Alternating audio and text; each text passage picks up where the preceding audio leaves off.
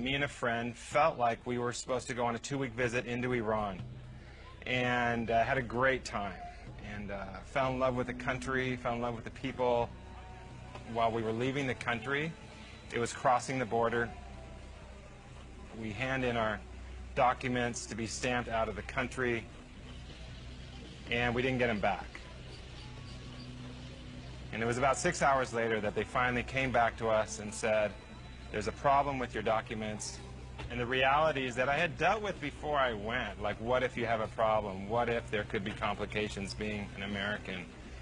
Yeah, it all came to the surface. And I realized, wow, I could really have a problem like this. Is for real. And yeah, in my walk with the Lord and in many dangerous places, I've always seen God come through. And all of a sudden, the thought hit me, well, what if this is different? They separated me and my friend, took me into another room, and there they beat me for about 6 hours, kicking me and hitting me. After those 6 hours, they dragged me back down to the lobby where I met my friend again, who had been beaten in another room.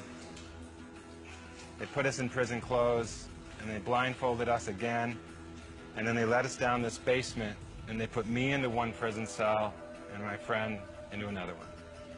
And there I was in prison in Iran. It was out of my hands. There was nothing I could do. Either God would do a miracle or I would stay there. There was no sense of feeling God. I felt like God was far away. All I could really trust in was His character, and that His character would be true no matter what I was feeling and no matter what circumstance I was going through. They put me in a cell in isolation, had a light in one corner, and that was on 24 hours a day. It was in the winter time. There was actually snow outside, but the heater didn't work well. They only let me out of the room to be interrogated, which was once a day or sometimes not at all. And then they would lead me down this hallway and take me into the interrogation room, which was an ugly room. It had blood stains on the floor, very dark and murky. It was definitely the most terrifying part of the whole experience. The beatings would start, and it would be slapping in the face, hitting in the stomach, sometimes kicking. I struggled with faith. Was God with me? Did He love me? If God's good, why would He allow me through the situation? And I remember one day I woke up, and I was done, inside. And I remember waking up that day thinking to myself, if I'm going to be here the rest of my life, why not check out? My only thought was not to stay there. And the only way not to stay there was to die. I stuck my head in the sink, I filled it up, and tied one end to a bracket, put it over my head, and then hopefully would tie the other end tight, thinking that, with my head in the water, in a few minutes I'd be gone. 4 times I tried to kill myself, but every time I tried, I was too scared to tie the other end. And I'll never forget the last time. Again I tried, again I was like, come on, do it, and again I just couldn't do it. I couldn't tie it tight. And I remember at that moment jerking my head out of the water. And if I was ever aware of my brokenness, I was aware of it at that moment. And I remember falling down on the ground, and I was broken. And if I was ever aware of my shame, I was aware of my shame at that moment. And I remember lying down on the ground. In that moment, all of a sudden the room fills with this glorious light. And I turn around to see what's going on, and there is Jesus.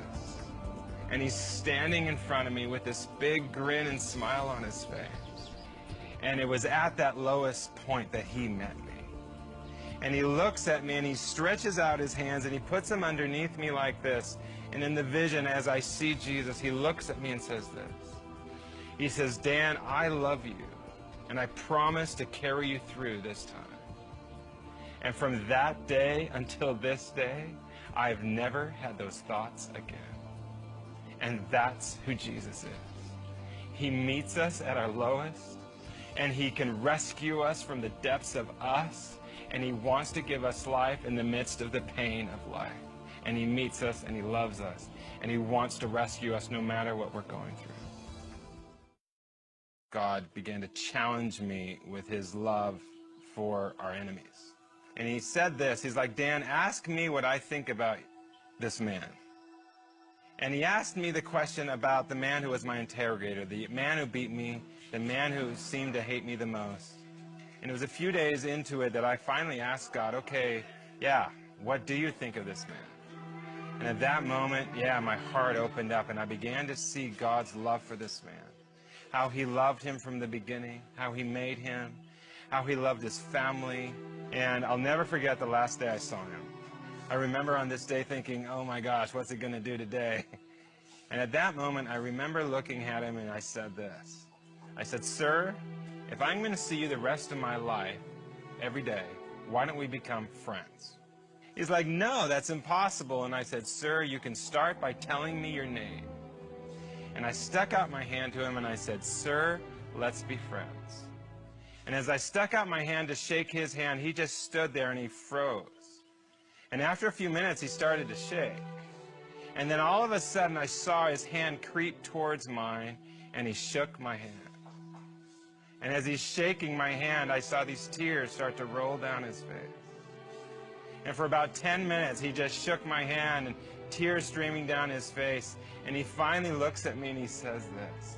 He's like, Dan, and he calls me by my name. My name is Razak, and I would love to be your friend. And it caused me to see that there is no heart too hard for Jesus. That he can change the hardest heart. God taught me to love my enemy. I heard these guards talking about the foreigners, me and my friend. They're Christians, they follow Jesus. And then another one was said, oh, these foreigners, they knew they could have problems when they came here, but they have purpose. They've got a reason to live and a reason to die. And that's what I want. And I heard 3 of these men say, yeah, today we are going to follow Jesus. We are going to follow the way. And if that was part of the reason why God allowed me down there, yeah, so be it. And just like, yeah, those guards in prison, I long for people to know today how good Jesus is, that he can rescue us in the midst of pain, in the midst of our shame, our brokenness. He wants to meet us, and that he is good no matter what we're going through, and that he loves us. I found out indirectly that I was under 2 death sentences. And again, in that prison, I heard executions, yeah, quite regularly. And it was my moment in a courtroom. I stood on the stand, hundreds of people in the room, video cameras, judges. And then came the question, tell us today, sir, why? Why did you come to Iran? Something rose up within me, that, yeah, the power of God. And I remember looking at the judge and saying this, I came to Iran to tell you about Jesus Christ. And when I said that, I'm like, oh, what did I say? And all of a sudden, I said it again. And then I said it again. And then something started to grow in my heart. And for about 20 minutes, I just preached the gospel. And I told everyone in that courtroom, and I told everyone who could hear me, all about who Jesus is, all about how much he loved them. All of a sudden, I realized something. I am free. I am free. So what if they kill me? My life is bought by the blood of Jesus. My home is in heaven, and no one can take that away. And I realized that in the midst of death itself, God gave me the grace to stand up and speak the truth. And in doing so, it brought freedom in my heart, knowing that this life isn't it. There is more, and I'm going home one day, and no one can take that away.